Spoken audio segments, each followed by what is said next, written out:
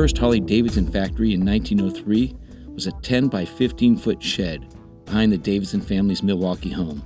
By 1920, they became the largest motorcycle manufacturer in the world, producing upwards of 27,000 motorcycles a year.